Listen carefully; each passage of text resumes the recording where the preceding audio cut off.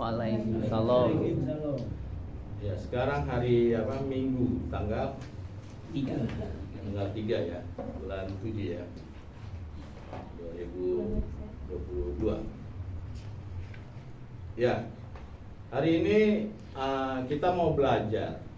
Saya mau membagikan tentang latar belakang daripada suratan Ibrani. Ya, Injil Ibrani. Suratan Ibrani atau surat Ibrani dikirim kepada orang Kristen yang berasal dari etnis Yahudi. Ya, sebelum mereka disebut etnis Yahudi, ya mereka disebut etnis Ibrani. Ya, jadi sebelum dipanggil dengan kalimat Yahudi, dahulu dipanggil dengan kaum Ibrani sebelum Yahudi. Ya, karena berasal dari Abraham. Ya, kata Ibrani itu berasal dari kata abar. Ya, abar artinya orang yang menyeberang. Dari kata ibrid, ya ibrid dalam bahasa Ibraninya. Lalu menjadi bahasa Arab, ya.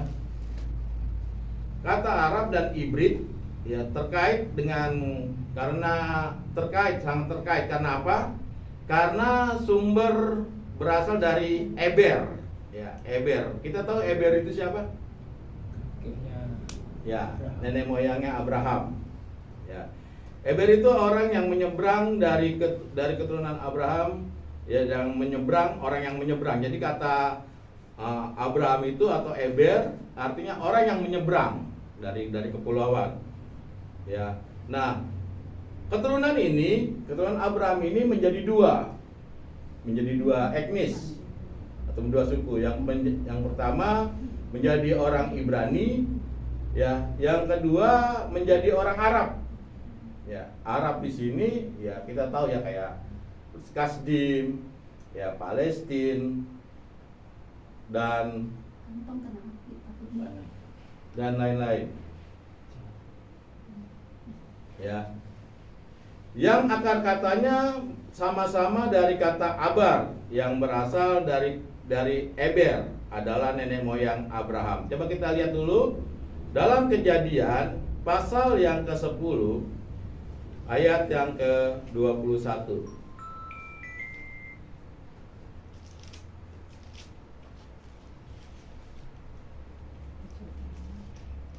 Kejadian pasal 10 ayat yang ke-21.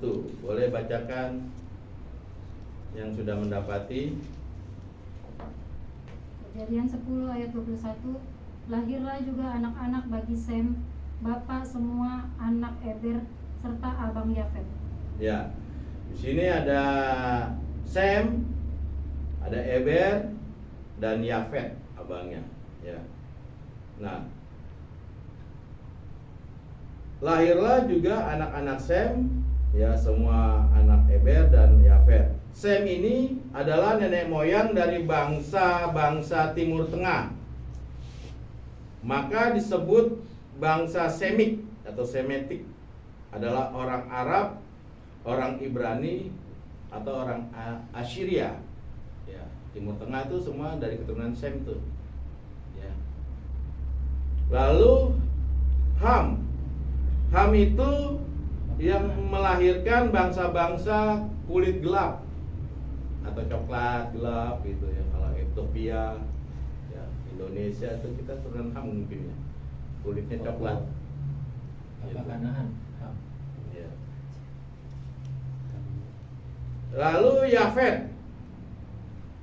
Yafet ini nenek moyang dari bangsa yang berkulit terang. Ya, kayak China mungkin ya.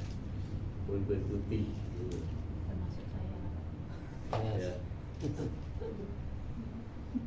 Itu namanya Yafet. Saya keturunan Sem. Saudara dengan Maria. Nah, Abraham keturunan dari Sem. Ya, Kejadian pasal 10 ayat 22. Keturunan Sem ialah Elam, Asur, Arpaksad, Lut dan Aram. Ya. Keturunan Sem ialah Elam, Asyur, Arfaksad, Lut dan Aram. Inilah nenek moyang dari keturunan Abraham. Ya. Kalau gitu, sejak kapan keturunan Abraham yang pertama dari Yakub dan Ishak itu disebut sebagai Israel? Karena mereka adalah keturunan Abraham melalui Ishak dan melalui Yakub. Dan suatu hari ketika pulang ke negerinya, setelah ada masalah dengan Esau kakaknya, ya Esau ini dulu ya sangat licik gitu. Coba kita lihat dulu dalam Kejadian pasal 32. Kejadian pasal 32 ayat yang ke-22 sampai 32. Pada malam itu Yakub bangun dan ia membawa kedua istrinya, kedua budaknya perempuan dan ke-11 anaknya, dan menyeberang di tempat penyeberangan sungai Yabok. Ya, inilah disebut orang-orang yang menyeberang, bahasa Hebrews, ya, atau bahasa ininya Abar, orang-orang yang menyeberang. Lanjutkan, Pak. Sesudah ia menyeberangkan mereka, ia menyeberangkan juga segala miliknya. Lalu tinggallah Yakub seorang diri, dan seorang laki-laki bergulat dengan dia sampai fajar menyingsing.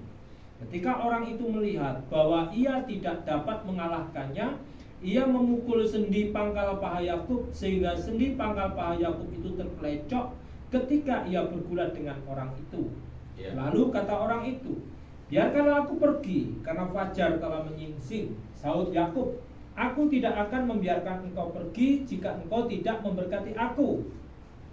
Bertanyalah orang itu kepadanya, "Siapakah namamu?" Sahutnya, "Yakub." Lalu kata orang itu, "Namamu tidak akan disebutkan lagi Yakub, tetapi Israel, sebab engkau telah bergumul melawan Allah dan manusia, dan engkau menang." Bertanyalah Yakub, "Katakanlah juga namamu." Tetapi sahutnya, "Mengapa engkau menanyakan namaku?" Lalu diberkatinyalah Yakub di situ. Yakub menamai tempat itu Peniel, sebab katanya, "Aku telah melihat Allah dan berhadapan muka, tetapi nyawaku tertolong." Ya, berarti Yakub tahu siapa orang ini yang dia ngobrol pada saat itu. Itu sebabnya penampakan ini adalah disimbolkan bergumul dengan dirinya sendiri. Ya, Yakub sebenarnya bergumul dengan dirinya sendiri, disimbolkan seperti itu. Lalu ada penampakan Allah, ya, Peniel. Peniel itu artinya wajah Allah.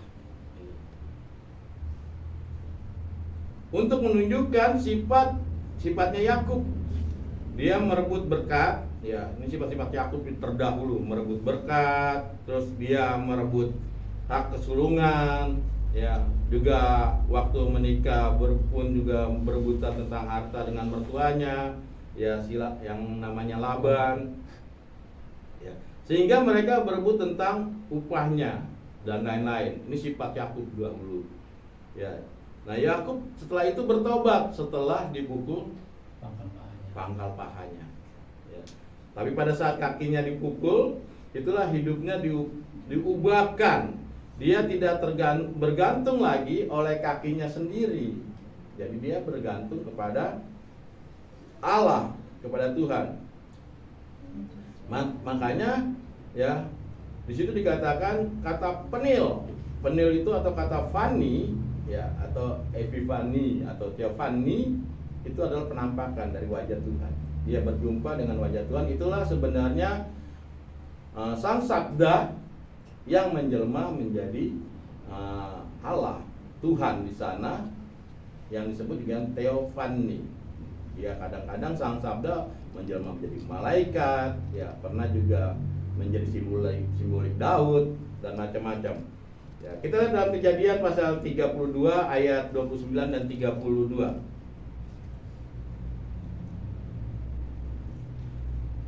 Bertanyalah Yakub, "Katakanlah juga namamu," tetapi sahutnya, "Mengapa engkau menanyakan namaku?" Lalu diberkatinya Yakub di situ. Yakub menamai tempat itu Peniel, sebab katanya, "Aku telah melihat Allah berhadapan muka, tetapi nyawaku tertolong. Ya, dia telah melihat Allah berhadapan muka. Ya, di situ sebenarnya bukan Allah tetapi teofani, karena Allah tidak pernah menjumpai manusia. Ya, kita lihat dulu dalam Yohanes pasal yang pertama ayat yang ke-18. Tidak seorang pun yang pernah melihat Allah, tetapi anak tunggal Allah yang ada di pangkuan Bapa, dialah yang menyatakannya. Ya, tidak seorang pun yang pernah melihat Allah. Yang dilihat siapa? Anak tunggal. Itulah teofani. Ya, makanya ada teologi yang mengajarkan zaman Allah Bapa, Allah Anak, Allah Putra, ya Allah Roh Kudus. Nah, ini teologi-teologi yang batal semuanya. Semuanya itu masa-masa zaman ya teofani, kerajaan dan zaman Yesus semuanya, ya. Jadi kerajaan Allah di Alkitab katakan tidak ada kesudahan dan tidak bisa dikotak-kotakan. Ini zaman ini tidak bisa. Ya. Jadi yang dilihat pada saat itu adalah Yesus secara teofani penampakannya. Ya. Sebab Alkitab katakan tidak ada seorang pun yang pernah melihat Allah. Tidak ada. Ya.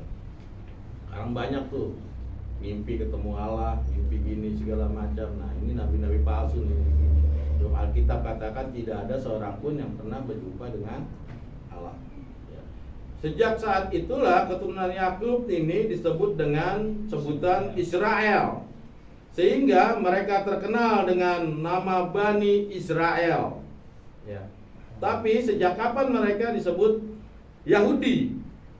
Akhirnya bangsa ini keluar dari Mesir, masuk ke tanah Kanaan. Di bawah pimpinan siapa? Yesua. Ya, Yesua.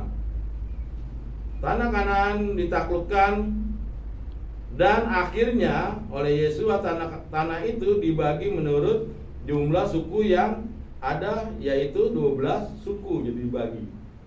Ada 66. Ya. Ada suku bagian utara, di bagian Galilea ada bagian suku bagian selatan, yaitu Yerusalem. Ya. Dan akhirnya mereka di bawah kekuasaan para hakim Gideon dan lain-lain. Terus zamannya Samuel, orang Israel merasa capek karena sering digempur, sering diserang oleh bangsa-bangsa lain, oleh bangsa-bangsa sekitarnya. Akhirnya mereka ingin punya raja. Tapi Samuel tidak mau karena anggapan Samuel kita menolak kepemimpinan daripada Allah. Dari situlah pada saat itu suku-suku itu ingin merindukan satu pemimpin atau raja. Ya. Tapi Samuel menolak karena menurut Samuel tidak boleh. Nah, tetap kita diatur oleh kepemimpinan Allah seperti itu. Ini saking ketatnya pada saat itu zaman hukum tanah. Akhirnya Saul yang dipilih dari suku Binyamin. Saul tidak berkenan dan dibuang oleh Allah. Lalu Daudlah yang dipilih. Ya, Daud berasal dari suku Yahudi. Akhirnya Daud meninggalkan kerajaannya dan pecah menjadi 2 kerajaan. Ya, kerajaan selatan Yerusalem disebut juga Yehuda yang dipimpin oleh anak cucu Daud. Kerajaan utara disebut dengan Israel, berpusat di Samaria yang selalu terjadi kudeta. Dan kerajaan utara ini diserbu oleh kerajaan Assyria dan sekarang letaknya di antara Irak dan Basia. Mereka diboyong dalam tawanan lebih dahulu dan akhirnya kerajaan setelah juga didirikan dari suku Yehuda dan Binyamin juga diboyong, ya, dan diboyong semua. Jadi memang hilang itu tentang kerajaan-kerajaan. Itulah sebabnya kenapa ada permusuhan antara Samaria dan orang Israel Yerusalem, yaitu karena menganggap orang-orang Yerusalem masih berpegang teguh dengan kitab hukum Tanakh, yang Samaria sudah bercampur aduk nih dengan pemujaan-pemujaan pagan. Selama berapa lama dia tidak bertunggu sapa? 400 tahun. Ya, dalam setahun tidak ada teguran. Jangankan bertegur sapa, kalau berjumpa buang muka, nggak mau ketemu orang Samaria karena anggapan orang-orang dari Yerusalem, ya orang-orang Samaria sudah menjadi penyembah berhala. Ya. Yerusalem digempur, bangsa Israel dibuang sesuai dengan nubuatan Nabi Yeremia. Mereka berada dalam tawananku selama 70 tahun. Setelah 70 tahun kemudian dipimpin oleh Ezra dan Nehemia dan gubernur Zerubabel. Mereka kembali ke tanah Israel. Pada waktu itu yang kembalikan ada 2 suku, ya, dan 10 suku itu hilang. Nah, makanya sekarang banyak teori-teori yang menganggap Papua lah orang Yahudi, Ambon lah orang Yahudi. Ya banyak tuh. Karena yang hanya menetap 2 suku aja, 10 sukunya kita nggak tahu kemana. Ya. Nah, banyak nih teori-teori yang sekarang bertimbulan. Ya. 2 suku saja, Binyamin dan suku Yehuda, dengan mayoritasnya orang Yehuda sehingga mereka disebut Yehudim. Artinya orang-orang Yehuda. Sejak saat itulah bangsa Israel ini mayoritasnya orang-orang Yehuda, disebut juga orang Yahudi. Ya, jadi dari situlah terjadi kalimat Yahudi dari bahasa kaum Ibrani, ya, menjadi kaum Yahudi.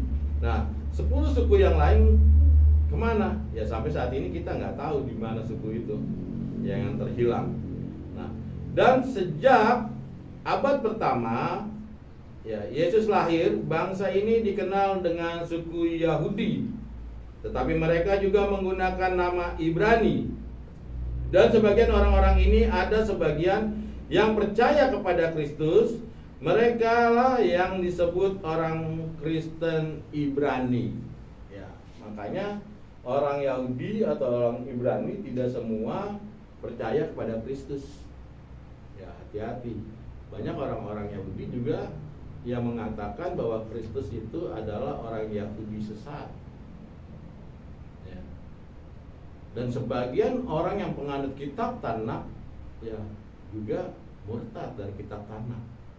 Sebabnya kita harus banyak belajar tentang sejarah, banyak belajar dan membaca tentang firman Tuhan. Ya. Kepada kelompok inilah surat yang kita pelajari ini dituliskan. Apa yang melatar belakangkan surat ini ditulis? Kelihatannya mereka mau murtad. Jadi melatar belakang surat Ibrani itu, ya, karena orang-orang Kristen Ibrani dilihat, ya, sudah mau murtad dari Yesus, mau keluar dari ajarannya, ya, mau kembali kepada ajaran agama Yahudi karena mereka mengalami aniaya dan mereka juga mengalami gempuran. Ya. Sebabnya kita banyak belajar dari kaum-kaum Kristen Ibrani, ya, kita lihat banyak persoalan, banyak gempuran, aniaya, ya, sehingga orang-orang Kristen di Ibrani tidak tahan dengan semua itu, sebabnya dia mau murtad. Sebabnya tulisan Ibrani itu dituliskan tujuannya untuk apa? Karena melihat ada sesuatu yang memang akan bahaya kalau mereka nanti murtad gitu. Coba kita lihat di dalam Ibrani pasal yang ke-10. Ibrani pasal yang ke-10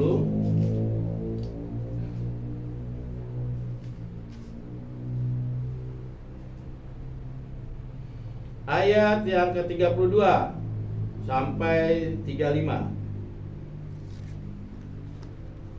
Ingatlah akan masa yang lalu, sesudah kamu menerima terang. Kamu banyak menderita oleh karena kamu bertahan dalam perjuangan yang berat. Ya. Baik waktu kamu dijadikan tontonan oleh cercaan dan penderitaan, maupun waktu kamu mengambil bagian dalam penderitaan mereka yang diperlakukan sedemikian. Ya, ingatlah masa yang lalu. Kapan? Pada masa orang-orang Ibrani dibuang, ditawan selama 70 tahun. Ingat masa lalu katanya. Ini satu penghiburan. Ya, lanjut. Memang kamu telah turut mengambil bagian dalam penderitaan orang-orang hukuman, dan ketika harta kamu dirampas, kamu menerima hal itu dengan sukacita. Sebab kamu tahu bahwa kamu memiliki harta yang lebih baik dan yang lebih menetap sifatnya. Sebab itu janganlah kamu melepaskan kepercayaanmu, karena besar upah yang menantinya. Sebab kamu memerlukan ketekunan, supaya sesudah kamu melakukan kehendak Allah, kamu memperoleh apa yang dijanjikan itu. Stop. Ya. Ingatlah akan masa lalu sesudah kamu menerima terang. Ya, jadi sudah menerima terang, sudah menerima Kristus. Ya. Sudah menerima terang, ya kamu banyak menderita oleh karena kamu bertahan dalam perjuangan yang berat. Itu sebabnya, ya penderitaan apa yang berat? Ya cercahan, penderitaan, harta benda diambil dan semuanya. Ya, memang kamu turut mengambil bagian dalam penderitaan orang-orang hukuman. Yang ketika harta kamu dirampas, kamu menerima hal itu dengan sukacita, sebab kamu tahu bahwa kamu memiliki harta yang lebih baik dan yang lebih menetap sifatnya. Apa harta yang lebih baik dan menetap? Keselamatan. Kristus. Ya, Kristus. Jadi tangan tinggalkan pada saat itu. Apapun, ya, kekristenan Ibrani, ya dinasihatkan apapun penderitaan kamu, kesusahan kamu, jangan lepaskan Kristus. Itu sebabnya suratan Ibrani dituliskan, karena memang sudah ada gejala-gejala kekristenan Ibrani mau keluar daripada kekristenan, ingin kembali kepada ajaran Yahudi. Ya. Sebab itu janganlah kamu melepaskan kepercayaanmu, karena besar upahmu yang menantinya. Ya, jadi ini ada satu gejala untuk murtad. Itu sebabnya penulis kitab Ibrani mengingatkan dalam Ibrani, ya, kita lihat dalam Ibrani pasal 6 ayat 4 dan sampai 6. Ibrani pasal 6 ayat 4 sampai 6. Sebab mereka yang pernah diterangi hatinya, yang pernah mengecap karunia surgawi, dan yang pernah mendapat bagian dalam Roh Kudus, dan yang mengecap firman yang baik dari Allah dan karunia-karunia dunia yang akan datang, namun yang murtad lagi tidak mungkin dibaharui sekali lagi sedemikian hingga mereka bertobat, sebab mereka menyalibkan lagi anak Allah bagi diri mereka dan menghinanya di muka umum. Ya. Tetap teguh dalam imanmu, jangan karena aniaya dan kesusahan kamu meninggalkan Kristus. Ya. Banyak orang-orang jana suci kudus yang mati dalam martir, ya, banyak sekali. Itu contoh-contoh mempertahankan, memperjuangkan tentang iman di dalam Kristus. Ya. Orang-orang martir itu nggak semudah, ya itu pilihan Allah. Orang-orang martir, banyak orang punya cita-cita mau mati martir tapi nggak mati-mati, karena memang sudah dipilih dari Allah. Ya, nggak semudah orang bisa mati martir. Kalau kita tidak mendekat, kita tidak berteosis dengan Kristus, sulit untuk hal itu. Ya. Karena memang orang-orang yang mati martir itu pilihan sekali, nggak semudah. Ya. Saya punya teman, dia seorang penyampai kabar gembira. Dia pernah diculik, dipukuli di mobil sampai rontok giginya, ya. Terus tulang iganya retak, sini tulang ininya apa? Tulang keringnya ini retak. Jalannya sampai sekarang pincang dan giginya ompong, hancur. Ya. Waktu dia mau dibunuh, dia bilang, sebelum kamu membunuh aku, berikan dulu saya untuk membenarkan apa yang saya pegang dan ceritakan. Ya. Setelah itu dia dipukul, dia dikarung dari belakang itu, dia duduk di depan mobil dikarung, dipukul. Pikir udah mati, dibuang di pinggir tol Jagorawi. Ya ternyata masih hidup. Dia masih hidup. Ya. Yang luar biasanya, yang nyiksa dia sekarang bertobat tuh. Ya, kenapa? Ya memang ada pencurian darah. Pertobatan itu harus ada pencurian darah. Ya, dia pikir dia niat untuk mati martir, tapi nggak mati itu sekarang. Ya, sebabnya saya tahu bahwa orang yang mati martir itu pilihan, nggak semudah. Kalau kita tidak dipilih Allah, ya sulit. Ya memang enak mati martir. Ya. Yesus saja sampai duduk berdiri ya, kayak siapa muridnya Paulus ya, yang mati sampai Yesus memberi penghormatan dia berdiri. Stefanus. Ya. Di dalam Ibrani pasal 10 ayat 39, tetapi kita bukanlah orang-orang yang mengundurkan diri dan binasa, tetapi orang-orang yang percaya dan yang memperoleh hidup. Ya. Kenapa kita memperoleh hidup? Ya, karena kita menyatu dengan Kristus. Ya, penyatuan dengan Kristus itu penting. Itu sebabnya kenapa kita harus ada pengajaran yang benar, penyembahan, sembahyang yang benar, dan karakter yang benar. Ya. Ajaran ortodok itu tiga-tiganya harus kita pelajari, kita latih dalam tubuh kita. Kita banyak knowledge, kita banyak pendidikan, banyak pengetahuan tentang Alkitab, tetapi kita tidak jalankan sembahyang, sama aja bohong. Tidak ada penyatuan kepada Kristus. Kita punya knowledge, punya pendidikan dalam pengetahuan, kebenaran, kita sembahyang, tetapi tidak mencerminkan karakter Kristus, ya sama aja bohong. Jadi tidak bisa ini ajaran tiga ini ditinggalkan salah satu. Harus kita pelajari ketiganya. Ya. Itu sebabnya ajaran para rasul ya kelihatannya gampang, tapi prakteknya sulit.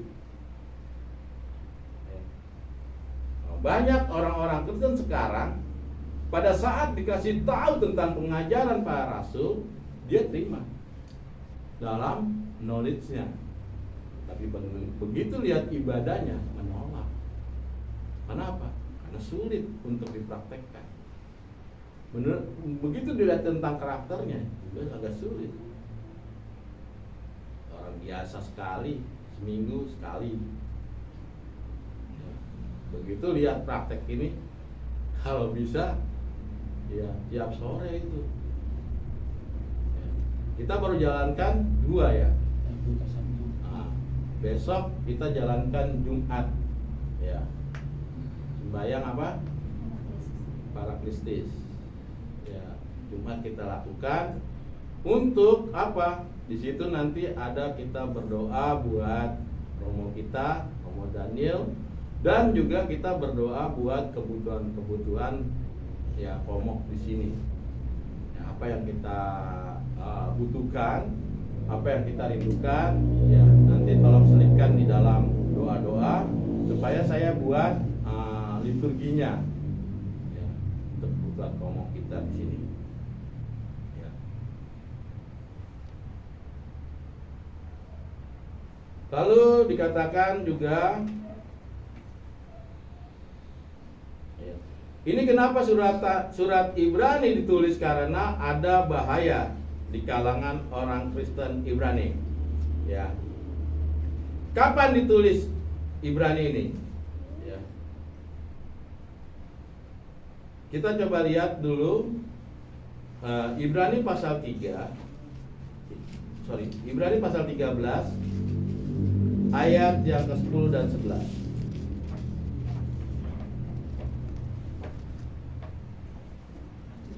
kita mempunyai suatu mezbah dan orang-orang yang melayani kemah tidak boleh makan dari apa yang di dalamnya. Karena tubuh binatang-binatang yang darahnya dibawa masuk ke tempat kudus oleh imam besar sebagai korban penghapus dosa dibakar di luar perkemahan. Itu jugalah sebabnya Yesus telah menderita di luar pintu gerbang untuk menguduskan umatnya dengan darahnya sendiri. Karena itu marilah kita pergi kepadanya di luar perkemahan dan menanggung kehinaannya. Ya. Jadi kalau begitu mereka menyatakan kelihatannya bait Allah masih ada ya di dalam kitab Ibrani ini. Sebab dia menyatakan ya masih ada mezbah orang Yahudi, menunjukkan penulisnya orang Yahudi. Kita tahu bait Allah diruntuhkan oleh Jenderal Titus tahun berapa? 70. Berarti surat Ibrani ini dituliskan ya sekitar tahun 60-an. Karena masih ada mezbah. Ya, sekitar tahun 60-an suratan Ibrani ini ditulis. Ya.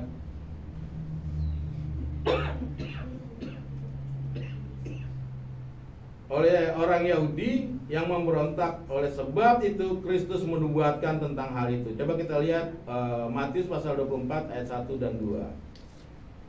Matius pasal 24 ayat 1 dan 2.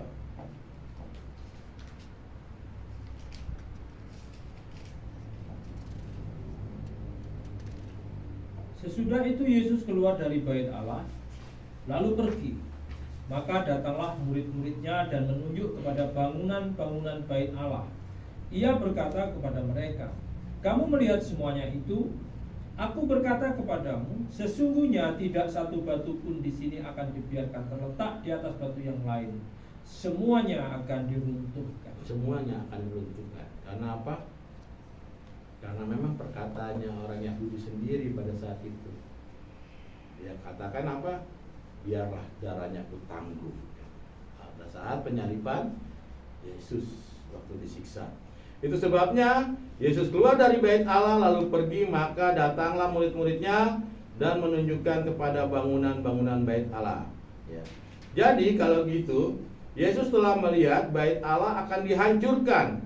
Waktu Yesus berbicara, ya, waktu Yesus berbicara itu tahun 33 Masehi.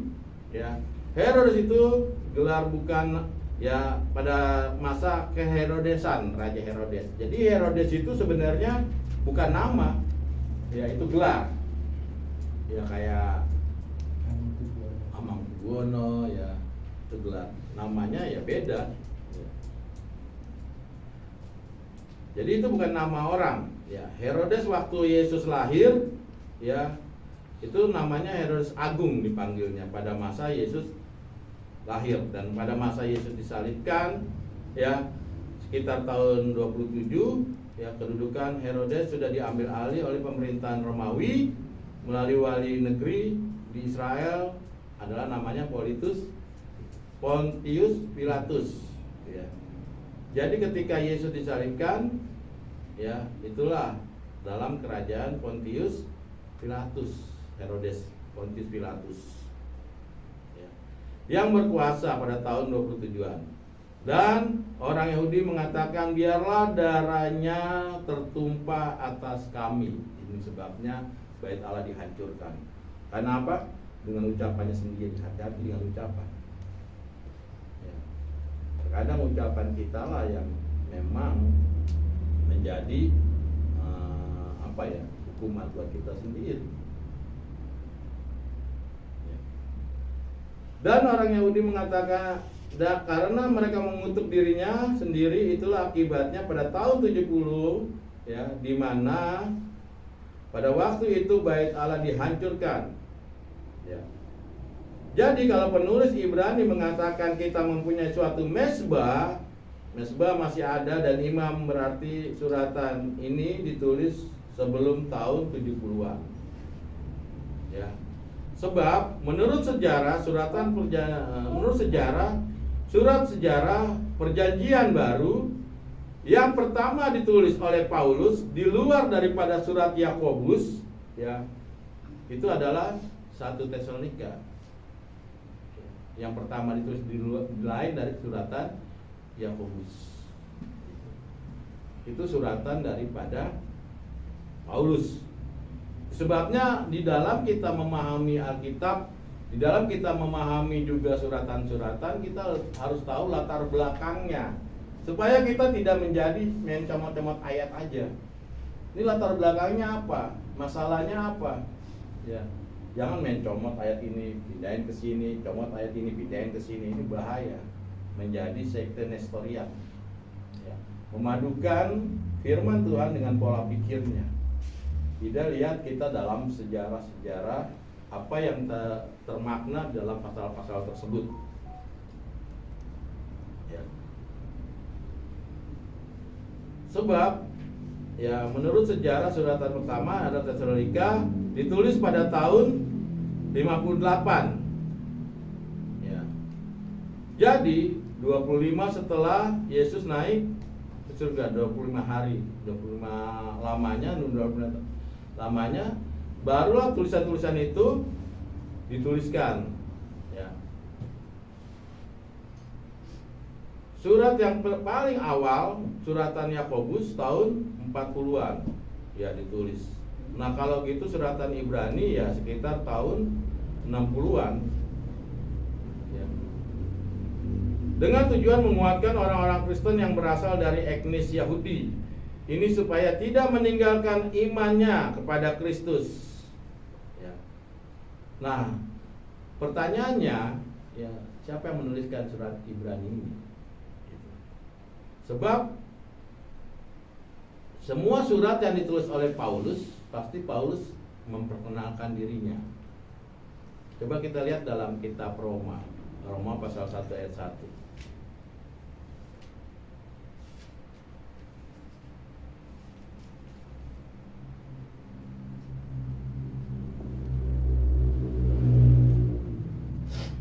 Dari Paulus, hamba Kristus Yesus yang dipanggil menjadi rasul dan dikuduskan untuk memberitakan Injil Allah. Ya, dari Paulus. Begitu juga dengan 1 Korintus 1 ayat 1. Dia juga mengenalkan dirinya.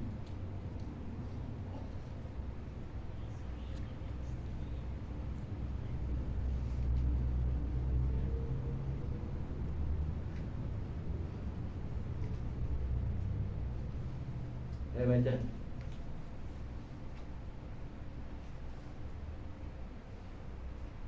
1 Korintus 1 ayat 1, dari Paulus yang oleh kehendak Allah dipanggil menjadi rasul Kristus Yesus, dan dari Sostenes saudara kita.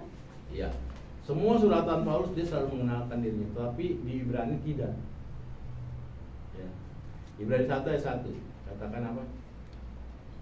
Setelah pada zaman dahulu Allah berulang kali dan dalam pelbagai cara berbicara kepada nenek moyang kita dengan perantaraan nabi-nabi. Iya, tidak ada. Makanya banyak para teolog, ya, para sarjana yang mengatakan ini bukan dari suratan Paulus. Ada juga yang mengatakan tidak tahu siapa yang menuliskan. Tetapi gereja kita ortodok, gereja purba, ya, kita tuh mengimani bahwa memang ini adalah tulisan Paulus. Kita lihat di dalam Ibrani pasal 13 ayat 23.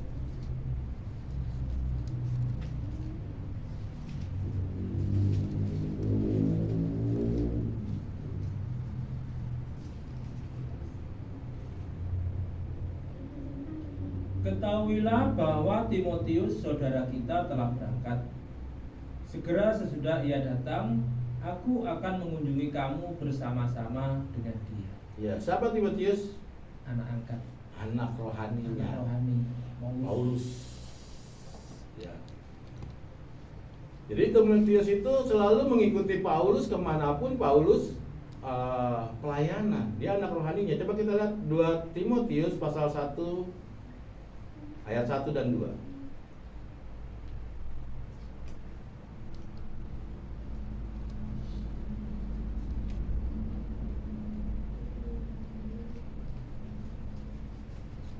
Timotius. 2 Timotius pasal 1 ayat 1 dan 2. Dari Paulus, Rasul Kristus Yesus oleh kehendak Allah untuk memberitakan janji tentang hidup dalam Kristus Yesus, kepada Timotius, anakku yang kukasihi, kasih karunia, rahmat dan damai sejahtera dari Allah Bapa dan Kristus Yesus Tuhan kita menyertai engkau. Ya. Anakku yang kukasihi, kata Paulus. Itulah anak rohaninya. Ya. Jadi Timotius ini adalah anak rohani daripada Paulus. Kalau Timotius itu menyertai Paulus kemana saja ia melayani anak rohaninya, ya. Nah, kalau begitu dikatakan dalam Ibrani pasal 13 ayat 23 dan 24 tadi, coba kita baca.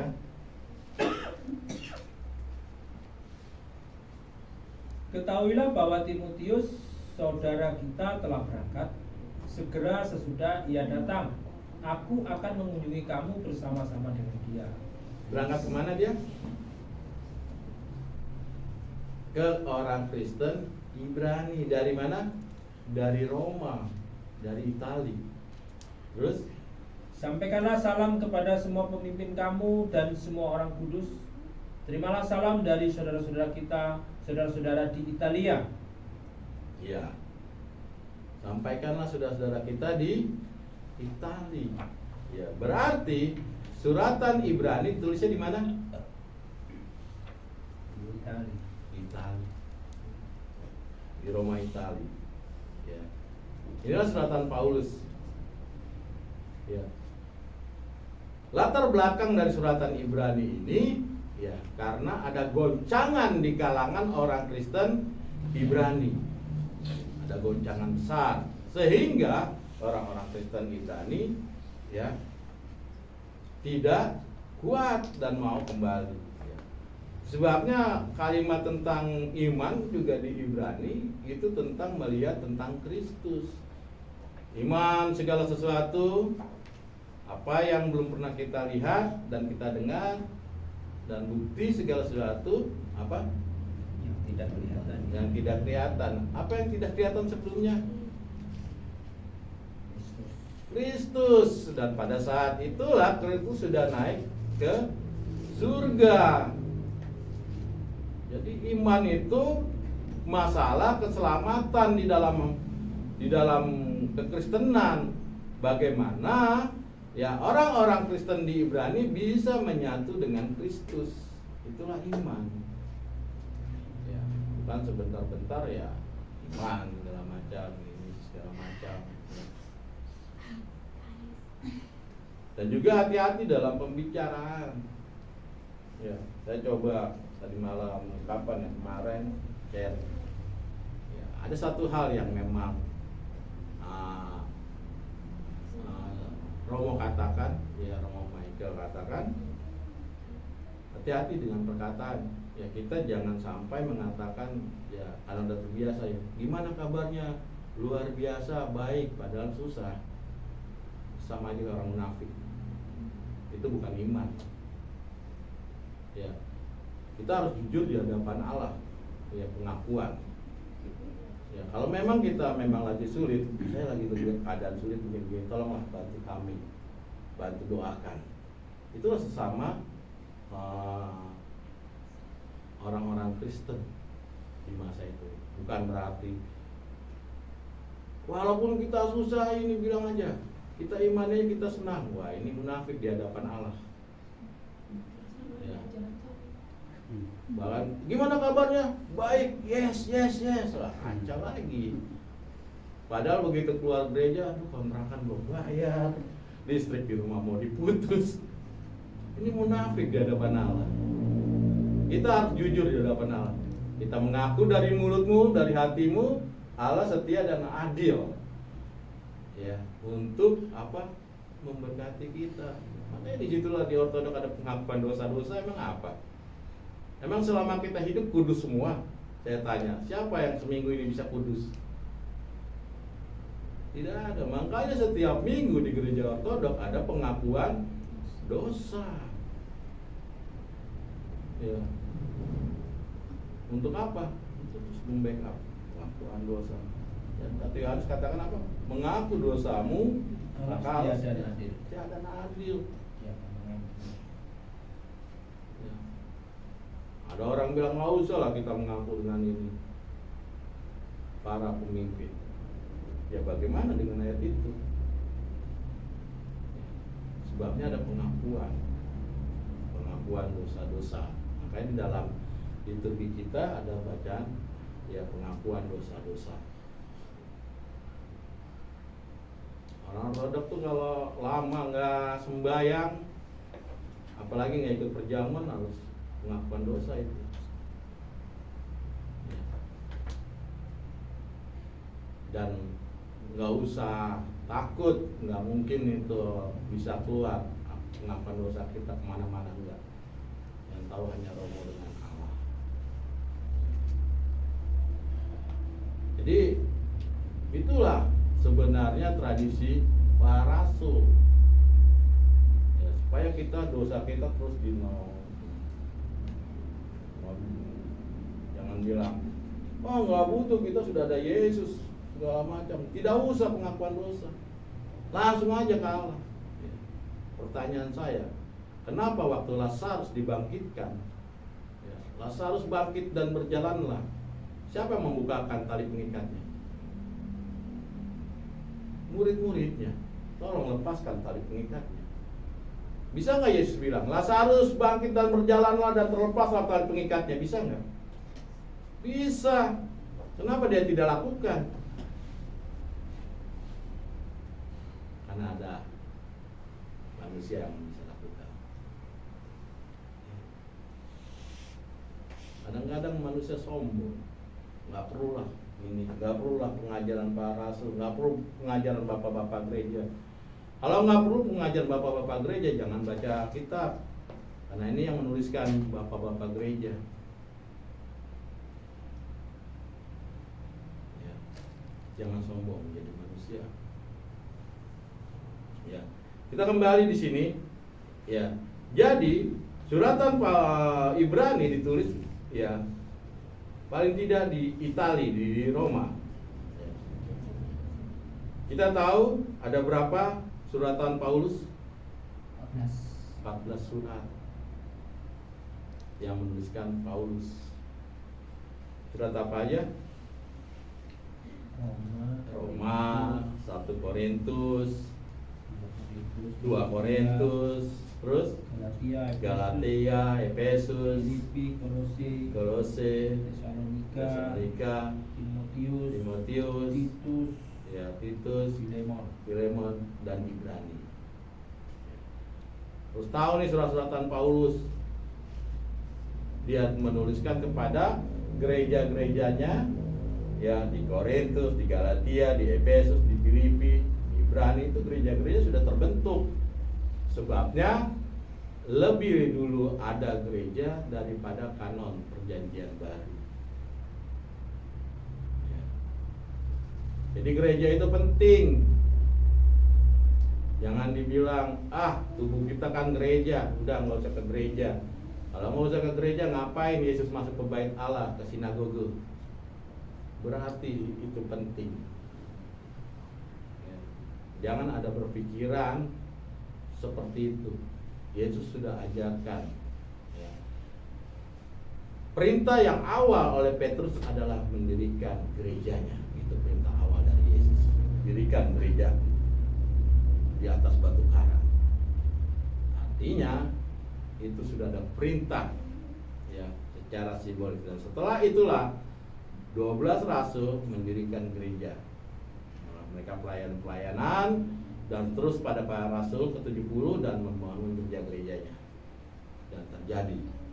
Jadi ya gereja itu penting.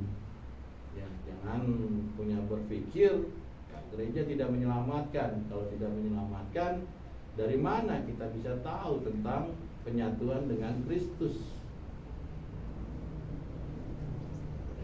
Kenapa Yesus juga memberi contoh untuk masuk ke sinagoga? Ya, karena memang penting. penting itu penyatuan kita. Di dalam gereja itulah kita bisa menyatu. Di sana ada liturgos, ada perjamuan, ya, yang bisa menyatukan kan itu juga, menyatukan kita kepada Kristus. Selain daripada baptisan, ya, baptisan itu menyelamatkan. Jangan bilang baptisan tidak menyelamatkan. Ya, saya sudah pernah sering kali saya singgung tentang pembaptisan, ya. Dan baptisan yang benar yang seperti apa, ya. Baptisan yang benar yang bagaimana diurapi oleh para rasul sampai saat ini dan Bapak Gereja, ya. Itu saja yang dapat saya bagikan latar belakang daripada kitab Ibrani, ya saudara. Kiranya memberkati kita semua dan kita melakukan apa yang kita dengar, ya, benar firman Tuhan. Ya, Tuhan Yesus memberkati kita semua. Kita akan lanjutkan.